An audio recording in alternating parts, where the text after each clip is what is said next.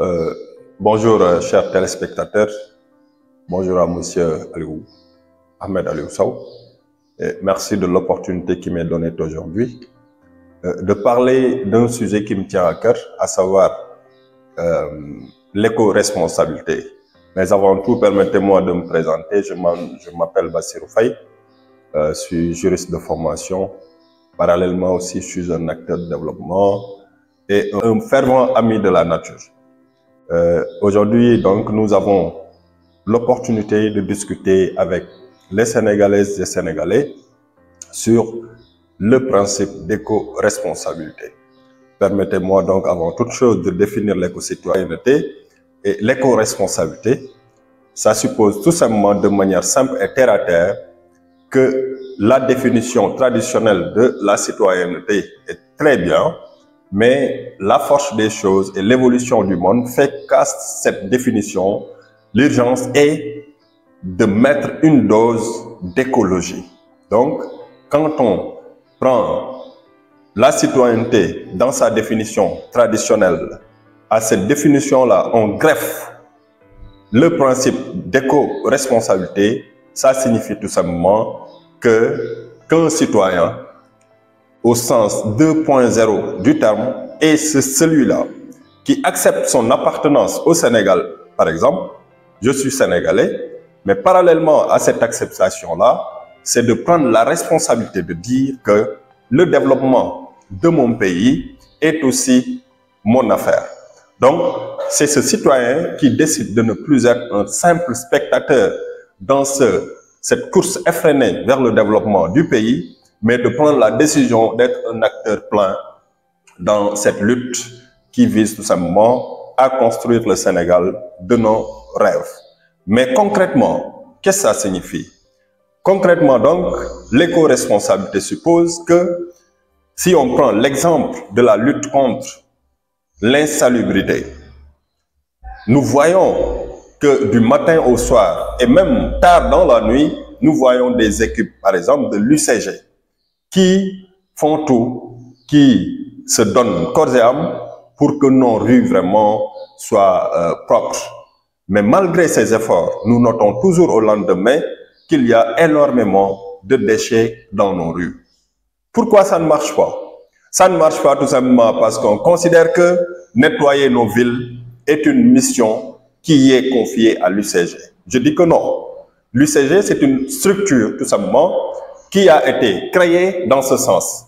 Mais aux efforts de l'UCG, il urge que les populations considèrent que chacun de nous est un élément de l'UCG, que chacun de nous doit faire tout pour participer à cette lutte-là qui vise tout simplement à rendre nos rues propres.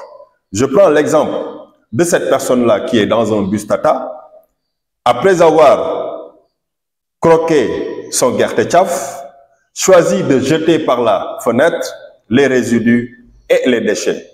Que cette personne a deux choix. Le premier, c'est quand elle décide de jeter par la fenêtre le sachet, cette personne prend la décision d'être un spectateur par rapport au nettoiement tout simplement de la rue ou de la ville.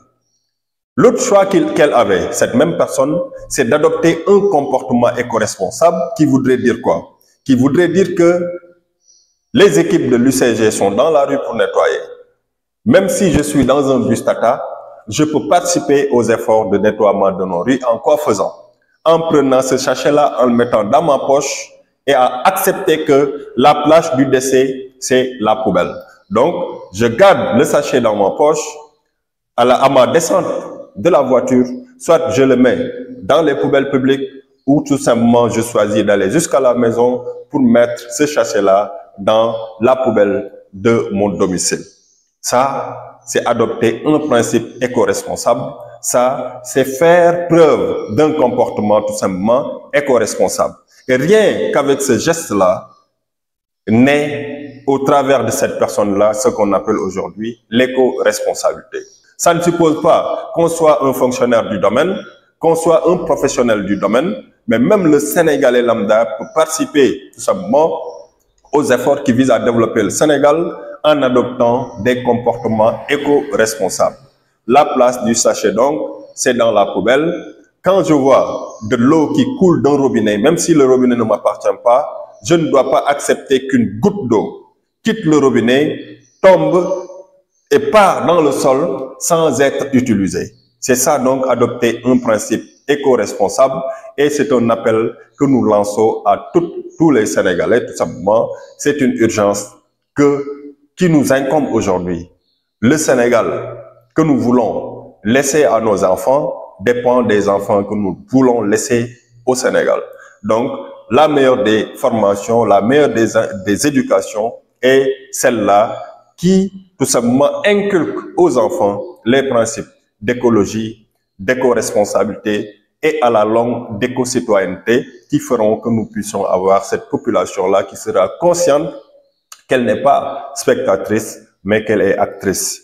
Qu'elle n'est pas tout simplement un suiveur, mais c'est un acteur clé. Qu'elle n'est pas un enjeu, mais c'est un acteur clé dans ces efforts qui visent à sortir nos pays du développement ou du sous-développement dans lequel il est ancré depuis maintenant des années.